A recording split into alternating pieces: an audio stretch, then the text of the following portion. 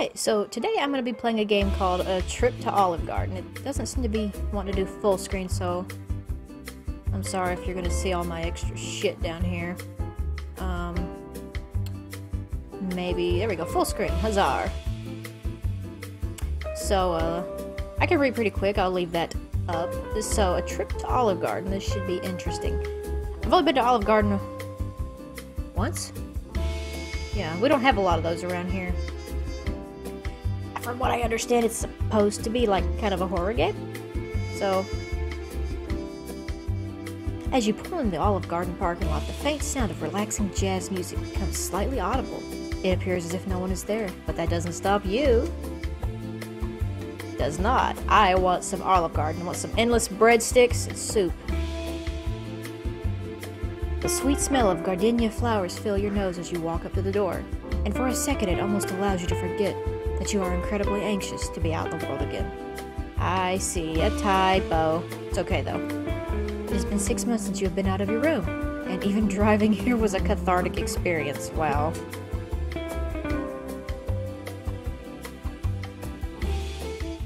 Why haven't I left my room in 6 months? You open the door and it seems as if no one is around. Hello? A man appears from behind the hostess stand, holding 2 wine glasses. Once he notices you, he sets them down and greets you with a smile. Hi there, I'll get you seated in just a moment. Oh, okay, sounds good. The man grabs a menu and silverware as he sets off towards the array of empty tables. Is a booth fine? Yeah, booths are great, I always get a booth. The man sets down the menu and silverware, outstretching his hand toward the seat, still smiling. You wonder if he is faking the smile. It seems genuine, but you know that deep down he's probably just weirded out by you. No, it's just customer service. You fake everything. Can I get you started with any drinks, sir? Overthinking and anxious, you fail to hear the waiter's question, prompting him to ask again. Drink, sir. Can I get you something to drink? Your face boils red hot as you notice what just happened. Embarrassment consumes you whole, and in a lame attempt to save face, you decline the offer. Have I got social anxiety? Alrighty, sir. If you change your mind, just let me know. No drinks. Okay. Feeling even more awkward than before, you change your mind. You are rather thirsty and your mouth is dry, most likely from the nervousness. With a dry lisp, you ask the waiter if he can get you a drink as he is walking away. Actually, sir, can I please get a drink? I'm really sorry. This frightens you because now you feel as if you are inconveniencing him, but the waiter is still smiling and happy. He has to be faking it. Probably. Of course, what can I get for you? Would you like to try our signature wine tonight? Sure, sorry. No, don't worry about it, I'll bring that wine right out. You begin to think that leaving the house was a bad idea. Every time you open your mouth, you embarrass yourself. You're trapped. If you leave, it'll be rude, but if you stay, you'll just end up annoying the waiter even more. Dude, it's their job. Like, there's a difference between being, like, a complete butthead when you're out, like, to a restaurant, and, like, being a normal customer. Luckily, the restaurant is still empty. At least there isn't an audience to witness your downward spiral into the social chaos. The waiter comes back with a signature wine in hand and pours it into your glass. He's still smiling. I have a feeling you're going to like this. Now, is there anyone else who will be joining you tonight? That's not what that said, but that's what I read. That was it. That was the last question that you were dreading to hear. Tears well up in your eyes and your face becomes even more red than before. Knowing that the redness and tears are there, you then become even more embarrassed. After an audible gulp, you muster the strength to respond. No, sir, it's just me. Obviously worried, the waiter asks if you're okay. Sir, are you okay? You begin to break down, unable to speak. Sir? Here, how about I sit down with you and we can talk?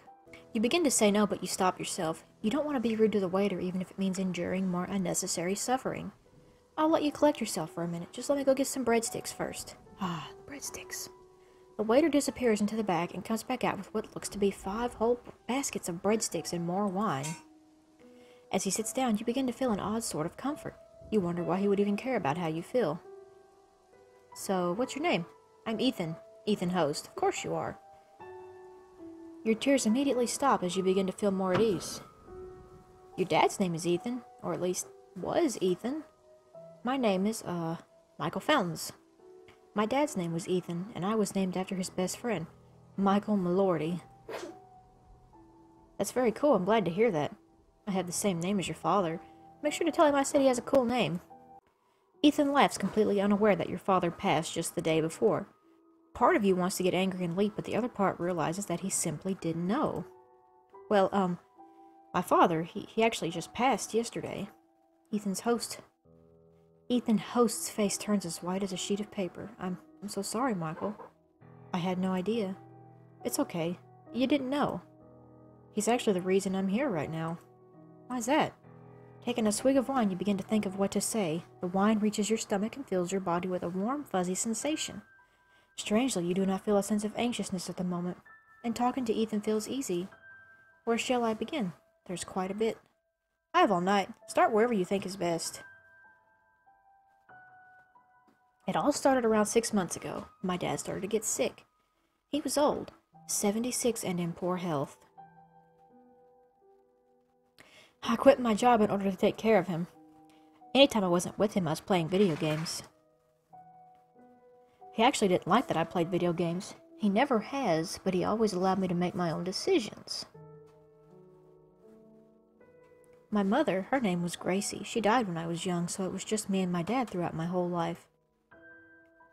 Did you move in with him when you found out he was in poor health? Well, actually, I already lived with him. I never moved out to begin with. Ah, I see. We continue. Throughout the 6-month period, I haven't left my house until today. How'd you manage to do that? You can order everything online now. So what encouraged you to get out of the house? Sadness returns into your body, prompting you to take another drink of your wine. It was my dad's last words to me. He said, "Please, Michael, go and make something of yourself. You have potential and I know it. You are so smart and kind. If you just went and made an effort to get out of the house and talk to people, you would be set for life." Wow, I'm so sorry. It's all right. He was right, though. I feel better already just from talking to you. I think he just blinked.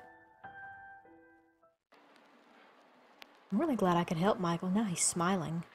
Would it be all right if I maybe asked for some advice on how to better my life? I'm sorry. Of course, I'll give you one tip right now. Stop saying sorry. You're not inconveniencing me. Your time is just as valuable as mine or anyone else's. You are a valuable person and deserve help. But first, you must help yourself. Just by asking me for advice, you're helping yourself. No one can fight their inner demons alone. Yeah, I guess you're right. I say sorry all the time. What else can I do to better myself? I don't even know where to start.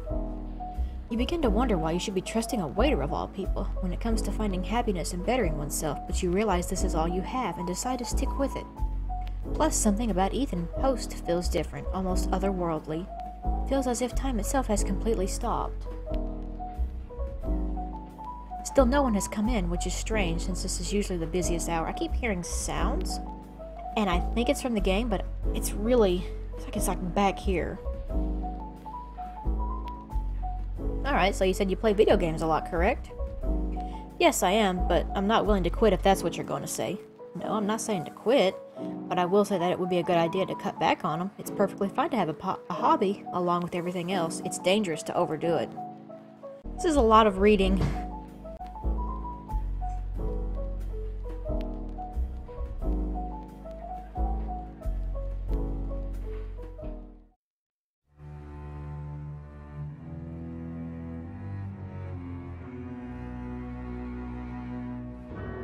Okay, I skipped through a bunch of the chitter-chatter.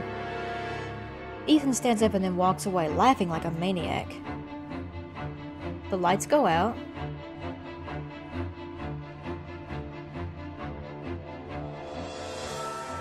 What's wrong, Michael? You try to speak, but nothing comes out. All you can do is sit there with a face full of terror. None of this was ever real, Michael. You, me, or even Olive Garden. You are simply an AI that is designed to suffer through my endless simulation. You have come here countless times telling me your little sob story, and every time it is more and more entertaining. Running your personality makeup through these different scenarios has been a blast, but sadly this was the last time. Now it's time to shut you off, Michael. Each second begins to feel longer than the last. It's been fun. Ha ha ha ha ha ha ha. Time now feels as if it's completely stopped and Ethan is nowhere to be seen. You try to scream but can't. All you feel is hot energy pressing against your teeth, trying to escape but failing to. You begin to feel a hot sensation spreading through your body, starting at the fingertips and pulsating up to your brain and down your spine. Your face starts to feel heavy as if it's falling off, and the center of your brain turns into hot liquid metal. The restaurant quickly becomes a series of moving shapes and patterns. Your silent scream does nothing, and your sense of breath is long gone. As a matter of fact, your whole body does not exist, nor did it ever. You were simply a collection of atoms that were meant to suffer through a series of tests. As a matter of fact, these thoughts aren't even yours. A message is then displayed to you reading, "Congratulations on completing your miserable life. It only gets worse."